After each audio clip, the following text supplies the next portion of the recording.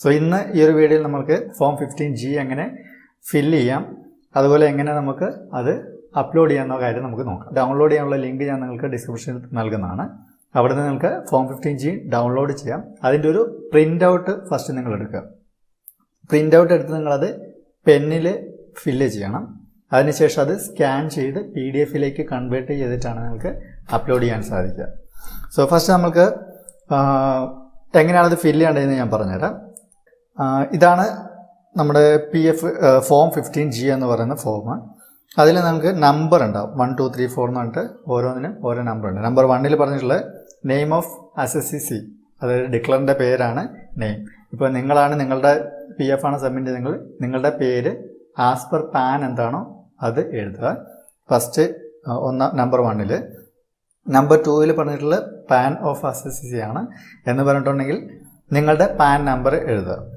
അതിനുശേഷം സ്റ്റാറ്റസ് പറയുന്നത്, status material status അല്ല ചോദിച്ചിട്ടുള്ളത്, നിങ്ങൾ സിംഗിൾ മാരീഡ് എന്നുള്ളതല്ല അവിടെ മെൻഷൻ ചെയ്തത്. ഇതിൽ നിങ്ങൾ ഇൻഡിവിജ്വൽ കമ്പനി എന്നുള്ളതാണ് നമ്മുടെ പാൻ്റെ കൺസെപ്റ്റിൽ സ്റ്റാറ്റസ് എന്ന് പറയുന്നത്. സോ PF എപ്പോഴും ഒരു ഇൻഡിവിജ്വലിന് മാത്രമേ സബ്മിറ്റ് ചെയ്യാൻ പറ്റുള്ളൂ. അതുകൊണ്ട് നിങ്ങൾ സ്റ്റാറ്റസ് എന്ന് കാണുന്നിടത്ത് ഇൻഡിവിജ്വൽ എന്നുള്ളത് മെൻഷൻ ചെയ്യുക. പ്രീവിയസ് ഇയർ എന്ന് പറയുന്നത് നമുക്ക് ടാക്സിൻ്റെ കാര്യത്തിൽ financial year, previous year and assessment year എന്ന് പറഞ്ഞിട്ട് 3 ഓപ്ഷൻസ് ഉണ്ട്. അതിൽ ഫിനാൻഷ്യൽ ഇയറും പ്രീവിയസ് ഇയറും ഒന്നാണ്. അസസ്മെൻറ്റ് ഇയർ എന്ന് പറയുന്നത് നെക്സ്റ്റ് ഇയറിനെയാണ് അസസ്മെൻറ്റ് ഇയർ. പ്രീവിയസ് ഇയർ എന്ന് പറയുമ്പോൾ ഈ ഒരു കൺസെപ്റ്റിൽ ഞാൻ ഇന്നിപ്പോൾ ഈ ഒരു കാര്യങ്ങൾ നിങ്ങൾക്ക് പറഞ്ഞു തരുന്നത് 2019 2019 പ്രീവിയസ് ഇയർ എന്ന് പറയുന്നത് 2018 അല്ല ഈ ഒരു കേസിൽ വരേണ്ടത്. ഈ ഒരു കേസിൽ അത് വരുന്നത് 2019 2020 എന്നുള്ളതാണ് പ്രീവിയസ് ഇയർ അഥവാ ഫിനാൻഷ്യൽ ഇയർ എന്ന് പറയുന്നത്. സോ ഇതിൽ നമ്മൾ മെൻഷൻ ചെയ്യേണ്ടത്, അതായത് നമ്പർ 4 നമ്മൾ മെൻഷൻ ചെയ്യേണ്ടത് പ്രീവിയസ് ഇയർ എന്നുള്ളത് 2019 2020 എന്നുള്ളതാണ് പ്രീവിയസ് ഇയർ.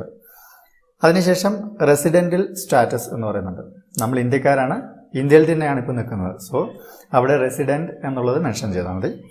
അതിനുശേഷം 6 7 8 9 10 11 12 ഇതിൽ നിങ്ങളുടെ അഡ്രസ്സ് അതിൽ ചോദിച്ചിരിക്കുന്ന രീതിയിൽ കംപ്ലീറ്റ് ആയിട്ട് നിങ്ങളുടെ അഡ്രസ്സ് മെൻഷൻ ചെയ്യുക. നെക്സ്റ്റ് നിങ്ങളുടെ email I D, telephone number, നിങ്ങൾക്ക് ലാൻഡ് ലൈൻ നമ്പർ ഉണ്ടെങ്കിൽ with STD and telephone number, ഇല്ലെങ്കിൽ നിങ്ങളുടെ മൊബൈൽ നമ്പർ. പിന്നീട് whether assess to tax under income tax act 1961 എന്ന് പറഞ്ഞിട്ടുണ്ടെങ്കിൽ ഇതിനു മുമ്പ് നിങ്ങൾ എപ്പോഴെങ്കിലും ടാക്സ് ക്ലെയിം ചെയ്യാൻ വേണ്ടി ഈ ഫോം 15G ഫില്ല് ചെയ്ത് കൊടുത്തിട്ടുണ്ടോ? അതായത് PFൻ്റെ കേസിൽ മാത്രമല്ല ഫോം 15G ഉള്ളത്. നിങ്ങൾക്ക് ടാക്സ് ക്ലെയിം ചെയ്യാൻ വേണ്ടി ബാങ്കിൻ്റെ ഇടപാട് നടത്തുന്ന സമയത്തും ഇത് ആവശ്യമായിട്ടുണ്ട്. ഇൻ കേസ് അതുണ്ട് എന്നാണെങ്കിൽ യെസ് കൊടുക്കുക, ഇല്ല എന്നാണെങ്കിൽ നോ കൊടുക്കുക. യെസ് ആണെങ്കിൽ if yes latest assessment year for which assessed, അതായത് ഏറ്റവും ലാസ്റ്റ് നിങ്ങൾ കൊടുത്തിരിക്കുന്നത്. ഫോർ എക്സാമ്പിൾ 2018 നിങ്ങൾ കൊടുത്തിട്ടുണ്ടെങ്കിൽ 2018 അസസ്മെൻറ്റ് ഇയർ എന്ന് പറഞ്ഞാൽ 2019 2020 ആണ്, ഞാൻ നേരത്തെ പറഞ്ഞതുപോലെ അത് മെൻഷൻ ചെയ്യുന്നു. നെക്സ്റ്റ് വന്നിട്ടുള്ളത് estimated income for which this declaration is made എന്ന് പറഞ്ഞിട്ടുണ്ടെങ്കിൽ നിങ്ങളുടെ PF amount, total PF amount എത്രയാണെന്നുള്ളത് അത് മെൻഷൻ ചെയ്യാം. ഒരു 30,000 എന്നൊക്കെ എൻ്റെ PF 30,000 ആണെങ്കിൽ ഞാൻ 30,000 ഉള്ള മെൻഷൻ ചെയ്യും. അതിനുശേഷം 17 നോക്കുക, estimated total income of the previous year in which income tax mention in column 16 to be included എന്ന് പറഞ്ഞിട്ടുണ്ടെങ്കിൽ നിങ്ങൾക്ക് PF എന്ന് പറയുന്നത് നിങ്ങളുടെ ടോട്ടൽ ഇൻകത്തിൻ്റെ ഒരു പെർസെൻറ്റേജ് ആണ്. ഒരു എക്സാമ്പിൾ പറഞ്ഞിട്ടുണ്ടെങ്കിൽ എനിക്കിപ്പോൾ ഒരു 100 രൂപ എൻ്റെ ടോട്ടൽ ഇൻകം ഉണ്ടെങ്കിൽ അതിലൊരു 24% എന്നുള്ള കൺസെപ്റ്റിലായിരിക്കണം നിങ്ങളുടെ PF കട്ടാവുന്നത്. സോ കഴിഞ്ഞ വർഷത്തെ നിങ്ങളുടെ ടോട്ടൽ ഇൻകം എത്രയാണെന്നുള്ളതാണ് ഇതിൽ ചോദിച്ചുള്ളത്. ഇപ്പോൾ എൻ്റെ ഒരു 30,000 ആണ് ഞാൻ എസ്റ്റിമേറ്റഡ് ഇൻകം, അതായത് എൻ്റെ PF എമൗണ്ട് എങ്കിൽ അതിനെ അത്ര എമൗണ്ട് എനിക്ക് PF വരണമെങ്കിൽ ഏകദേശം ഞാനൊരു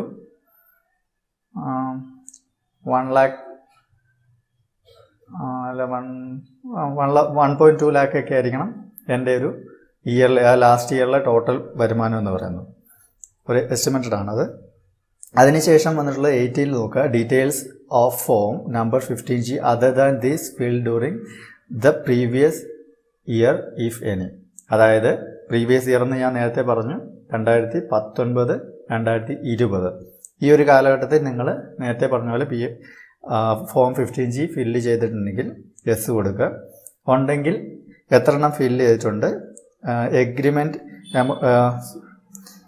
എഗ്രിഗേറ്റഡ് amount of income for which form number 15G filled.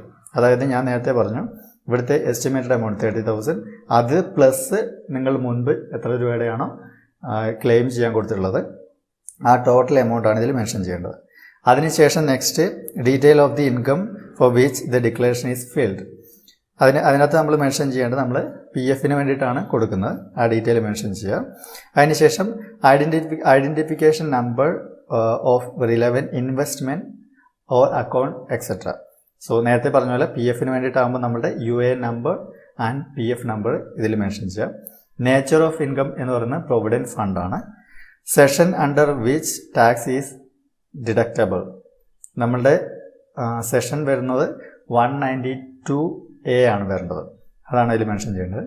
Amount of income, so നേരത്തെ ഇവിടെ മെൻഷൻ ചെയ്ത് estimated income amount of income അതിൽ കൊടുക്കുന്നു. നിങ്ങളുടെ സിഗ്നേച്ചർ സൈൻ ചെയ്യുന്നു. അതിനുശേഷം ഡിക്ലറേഷൻ ഓർ വെരിഫിക്കേഷൻ എന്ന് പറഞ്ഞിട്ടുണ്ടെങ്കിൽ നിങ്ങൾ മുകളിൽ ഈ കൊടുത്തിരിക്കുന്ന ഡീറ്റെയിൽസ് സത്യസന്ധവും നിങ്ങളുടെ നോളജിൻ്റെ മാക്സിമം ആണ് എന്നുള്ളൊരു ഡിക്ലറേഷനാണ്. സോ അതിൽ I ആണ്, V ഇല്ല, കാരണം കമ്പനിയല്ല ഇൻഡിവിജ്വലാണ്. I നിങ്ങളുടെ പേര്, അതിനുശേഷം കുറേ എന്തൊക്കെയോ മെൻഷൻ ചെയ്യേണ്ടത്, വായിച്ച് നോക്കാം. അതിനുശേഷം for the previous year ending on, ഞാൻ നേരത്തെ പറഞ്ഞു പ്രീവിയസ് ഇയർ എന്നുള്ളത് 2019, 2020 ആണ്. 2019 എൻഡ് ചെയ്യുന്നത് 31 2020 പ്രീവിയസ് ഇയർ എൻഡ് ചെയ്യുന്നത്. 31 2020 എൻഡ് ചെയ്യുന്നത്. അതിനുശേഷം relevant to the assessment year എന്ന് പറയുന്നത് ഞാൻ നേരത്തെ പറഞ്ഞു 2021 ആണ്, അത് മെൻഷൻ ചെയ്യുന്നു.